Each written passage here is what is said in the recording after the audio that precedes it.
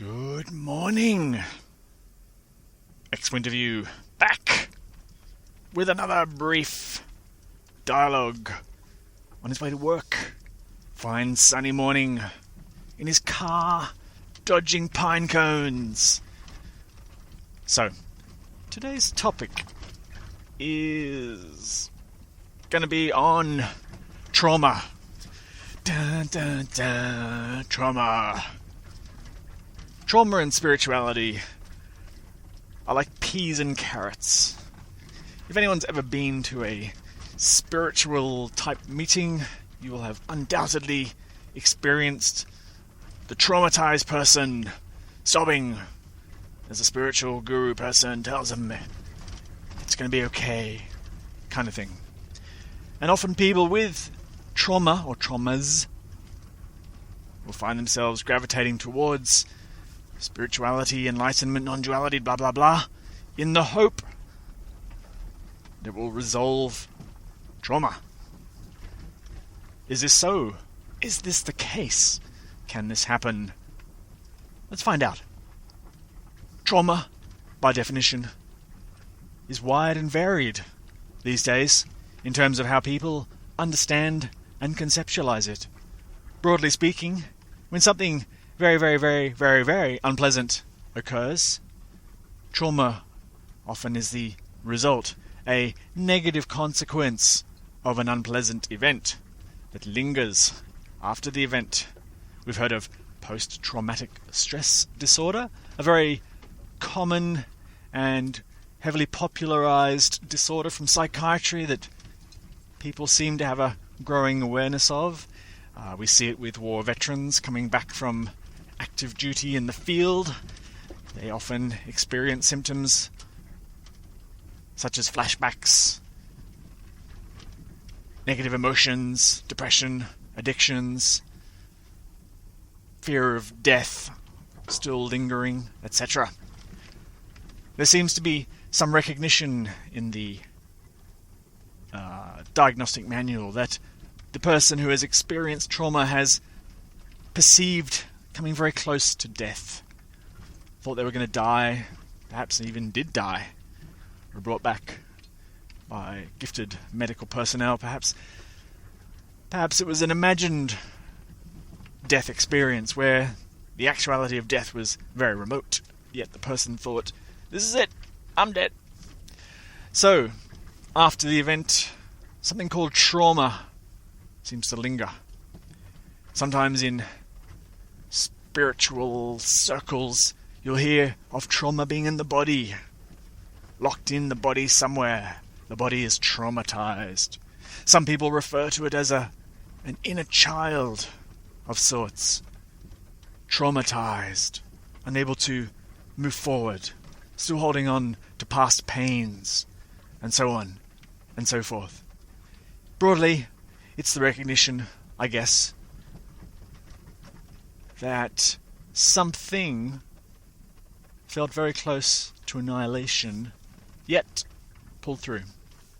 But scathed. Scathed, is that a word? Not unscathed. We're going to use a very... I don't know where I got this definition. Let's just go with it. In the context of earlier and other dialogues by Winterview on the self, we must be wondering by now who or what exactly is this self, if it exists indeed, and if it does not, then who or what is traumatized by unpleasant negative experiences. If we refer back to the dialogue on mind or the world appears cause and effect. The mind's structure and function is built in to the whole cause-effect space-time paradigm, such that the mind imbues cause, or agency, if you like, on the phenomena it observes. And the body is no different. The mind imbues or imagines a causal agent for the behavior of the body. And this is what we commonly refer to as the self, me. I'm doing it. It's my life, and so on and so forth. But rather than be a benign background epiphenomena of consciousness, the self seems to take on a life of its own, irrespective of its existence or non-existence. The mind imbues the self with desirable characteristics.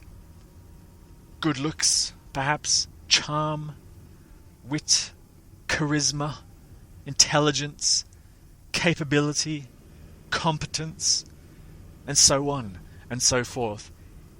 Because these traits seem to have value in the community or culture where the organism exists.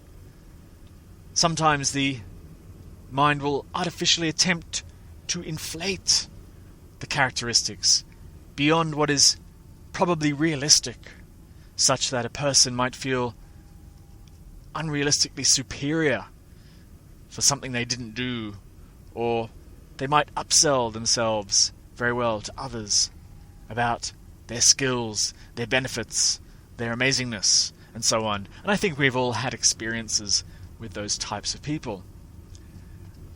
We seem to gravitate generally away from them. Why? Because they're as annoying as hell. The self has none of these qualities. The self, in fact, doesn't really exist, except as a concept. So we have a concept imbued with other concepts, flavored with other concepts.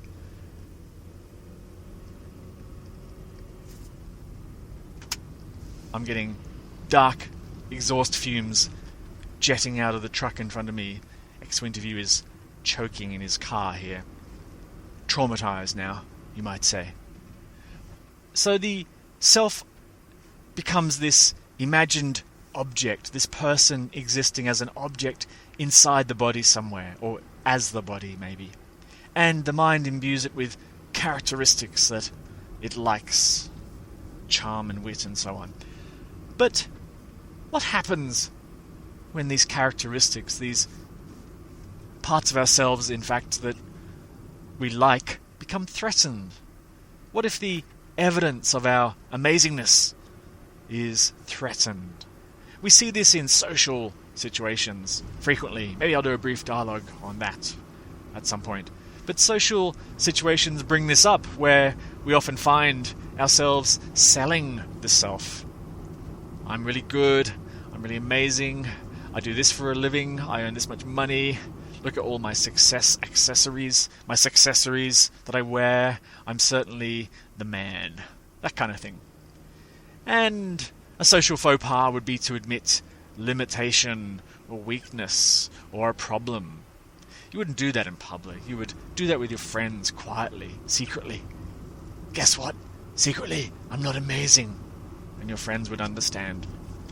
So we see a little dance in public that reveals clues about this self-concept. We find in Western culture there seems to be certain patterns of desirability that repeat endlessly.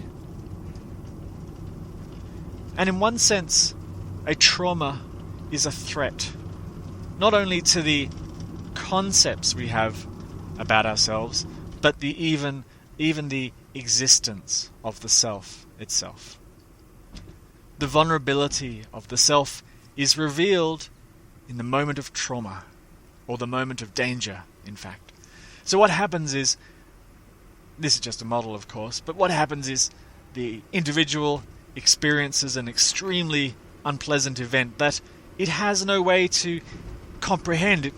The event smashes, demolishes all concepts, all defenses, ego defenses that have built up over the years. Just powerhouses through them right to the core of your existence and takes you hand around your throat to the edge of the cliff and threatens to let you go, plummeting into oblivion. Yet, you survive. You survive, and you sit there and you think, holy crap, what the hell just happened? Kind of thing. The psychic defenses rally, they come back to make sense of the event. They come back to create a narrative, an understanding. What just happened to me? What was that all about? Sometimes they seek to blame, to throw the cause of the threat externally. I wasn't weak just then. It was just that I couldn't defeat 20 ninjas because they were too awesome for me. And that's why. But if I had my magic sword, I would have been totally fine, of course. So it seeks to quickly rationalize, perhaps, ascribe external attributions to that danger. It wasn't me, it was something else. Or perhaps it does the opposite. It reevaluates all the self-concepts and goes, you know what? I am crap. I am weak. I am useless. I am nothing. I don't deserve to live. It goes the other way. Introverted, maybe, you might say. Trying to recalibrate the self-image. It goes away, so to speak, and perhaps licks its wounds quietly. This is all conceptual, of course. But now the person after the event is different, somehow. That event is now somewhere, it's remembered, it's held, simmering beneath the surface. We need to defend ourselves, we think, against that happening again. And this is the basis for the trauma, this defensive posturing that we now think is entirely necessary. So we come out of the trauma, I beg your pardon, and we're not the same. We're jittery. We've redefined ourselves in a way that is unfamiliar to us, perhaps, or we've imagined that it wasn't our fault, it was somewhere out there's fault. And then something peculiar happens. We get these strange symptoms, residual effects, you might even say, of the traumatic event. In science, we often hear these days about how trauma impacts on the physiology, the brain. It stunts development of the brain and so forth. Neglect and maybe abuse of children, etc., has this effect on the actual physiology, such that proper development cannot take place anymore. It's limited now. And for adults who are already fully developed, it's a little bit different, although there are still physiological residual effects of traumatic events that still go on. The hormones are all out of whack, the adrenaline's all out of whack, the fight-flight axes in the body, all the mechanisms responsible for danger and threat are keyed up and ready to go at a moment's notice. It doesn't feel very nice. It's hyper-vigilant, hyper-aroused, hyper-alert and all that. But the deeper wound, you might say, is to this imagined self. So we can perhaps learn to relax the body, we can perhaps find ways to chill out, but we don't do very well with ways to chill out the self, the wounded self, you might even say. And so we discover spirituality. This is a great discovery for the individual with trauma, because the core of spirituality, the core message, is that you, fundamentally, are okay, you are beloved, or you don't even exist. So if we can figure that out, then all the trauma, all the yuckiness attached to that vulnerable, limited self will just go away, because you don't even exist. And that's how the thinking goes, broadly speaking. So spirituality, in that context, is a promise, offers hope. And we find these people with traumas gravitating towards spirituality in the hope that one day they will overcome this historical awfulness. But is it the case? We know that from earlier dialogues, ex-Winterview losing his voice, we know from earlier dialogues that the self only exists conceptually. It's the mind's attempt to imbue a causal agent on the behaviors of thoughts, feelings of the body. Even the body itself exists conceptually. There's no actual body. It seems really hard to get your mind around that. What do you mean there's no body? I can clearly see the body. What you can clearly see is something. But what it is conceptual, or exists as concept. Even the models of trauma that I'm talking about are concepts, they're ideas. We're trying to provide a framework of understanding, or meaning even, to experience. We don't know if there is trauma. We don't know if there's such a thing, but the model seems to have utility, especially in psychology, psychiatry. It has utility. Getting back to the core of spirituality for the individual with trauma, the idea is that somehow, if I can resolve this thing about the self, or if I can at least feel loved by a God somewhere, then I'll feel better. I'll be improved some way, in some ways, or my life will be improved in some ways. But what if that doesn't happen? What if that's not going to happen for some reason? It's just you've been traumatized and that's that. There's an awfulness simmering there. A real genuine awfulness. Because that might shatter all hope. All hope for the individual of any redemption or improvement or betterment.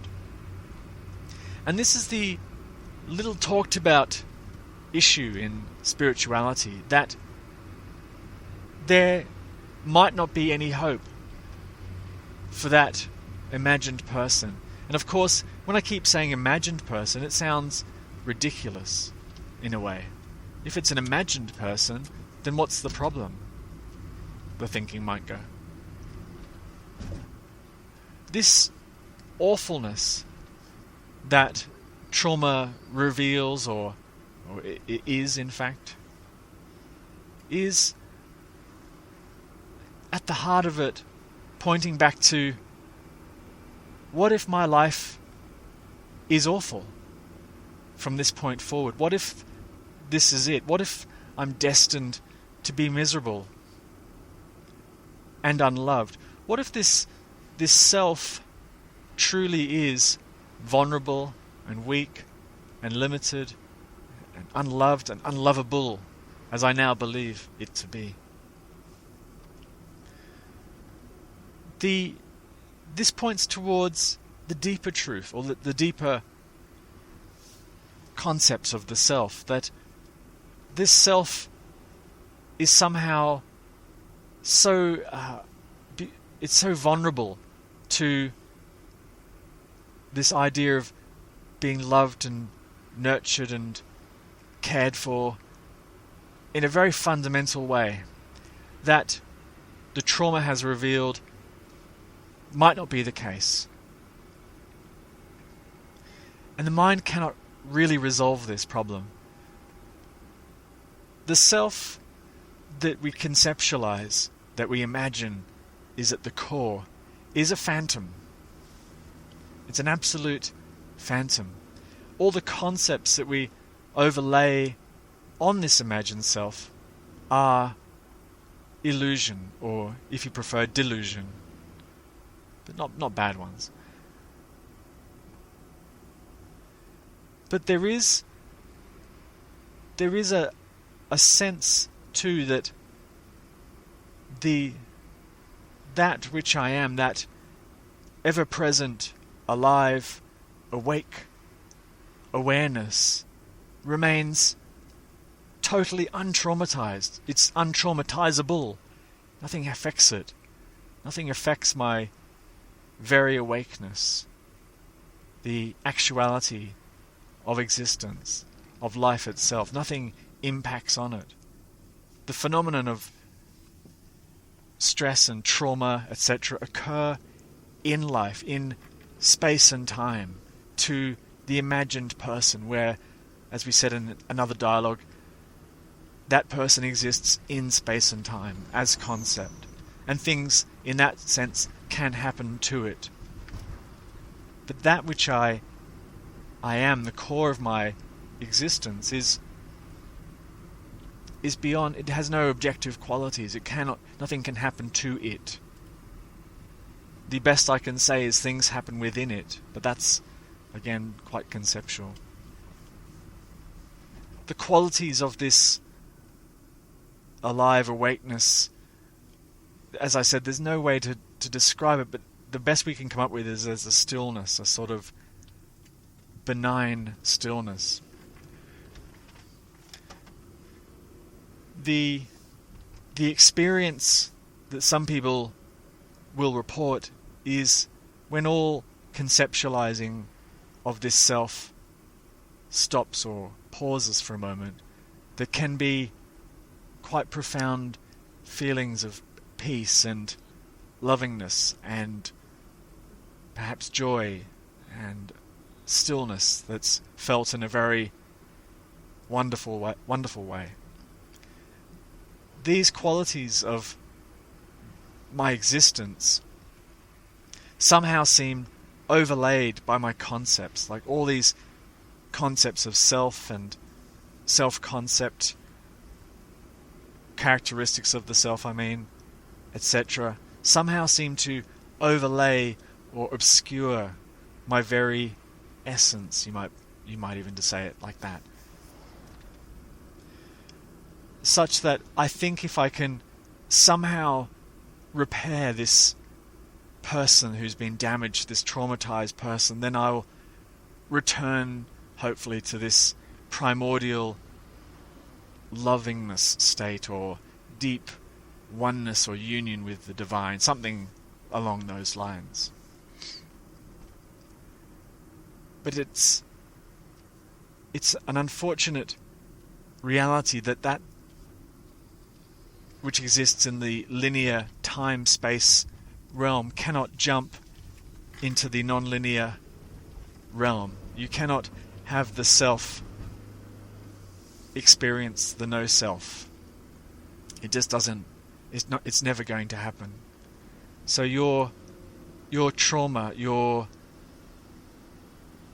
traumatized, limited, awful self-concept that's come about after this traumatic experience will never escape. It will never jump into the non-linear, inexpressible world of the actual aliveness of life. It won't happen. So in therapy, we learn to, in some ways, just reconstruct or deconstruct narratives and about this wounded self, or we learn to relax even the body, to be less triggered by past hurts. But the awful truth is that there is no liberation for that traumatized, wounded, hurt, whatever you want to call it, self in spirituality. It's not that self is undeserving of the reward of spirituality. It's that it can't escape the conceptual world. The self cannot escape the mental constructs that it exists within. It just can't do it. So for the traumatized person in spirituality, that's the awful fear, and it's the awful truth, that there is no salvation or liberation for that traumatized person, or that person who feels limited after a trauma.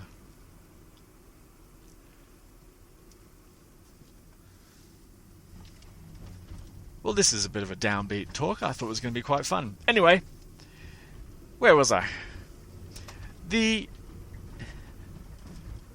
there's no good answer to this paradox. The traumatized person will inevitably seek that which it feels will fix or repair the damage. It will just seek it out naturally.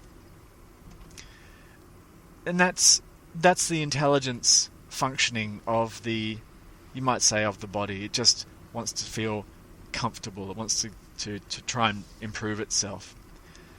And so that's in some ways why spirituality, or the pursuit of spirituality, falls within the spectrum of therapy or therapies. I find that in many ways the spiritual search is another form of therapy. It's a different way of therapy, and for some people there is a very profound change that happens within the context of the spiritual search. But again, the change is in the world of space and time, in the ideas world, where the self exists, the self-concept exists. And so through a spiritual search, narratives about the self can be modified, they can be let go of, they can be seen through, if you prefer that analogy. And there can be a concomitant release or relief in the physiology, in the body. And it can seem to the seeker, the spiritual aspirant, that spirituality is healing me, or even that God is healing me. And that might be the case. It's something that can't really be answered. Falls outside of what we can measure anyway. So, the final word is that trauma is an event that reveals something truly awful for the spiritual seeker. The awfulness that there is no escape. No escape from the awfulness of life, in a way. The awfulness of being a person in the world. It can't be escaped. It can be improved, it can be qualitatively improved and changed through therapy, etc., endeavor, but there fundamentally is no escape. And that's the awful, absolutely horrific realization that underlies the whole endeavor. That you, the individual that you imagine yourself to be, will never escape from this. And that is fundamentally the trauma. That is the trauma. You will never escape. Well, I think it's time for a coffee. A little bit more of a downbeat talk, you might say. This has been Winterview, signing off.